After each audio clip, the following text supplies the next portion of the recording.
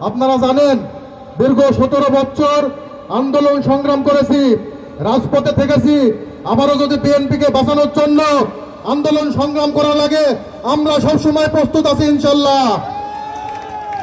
আমরা এমপি হতে চাই না, আমরা মন্ত্রী হতে চাই না, আমরা শহীদ প্রেসিডেন্ট জিয়াউর রহমানের আদর্শকে বুকে ধারণ করে রাজনীতি করতে চাই। আপনাদের আগে আমাদের রাজনীতির ইতিহাস সম্পর্কে জানতে হবে, আমাদের রাজনীতির আরএস ডাক নম্বর খতিয়ান নম্বর সম্পর্কে আপনাদের আগে জানতে হবে। এখনো সময় আছে, সাবধান হয়ে যান, পিঠের চামড়া কিন্তু আপনাদের থাকবে না।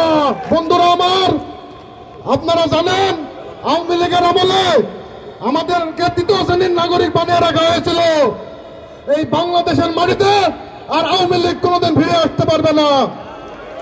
সামনে যে জাতীয় নির্বাচন আসছে, সেই জাতীয় নির্বাচনে মেহেরপুর জেলা ছাত্র দল সর্বোচ্চ ভূমিকা পালন করবে ইনশাল্লাহ।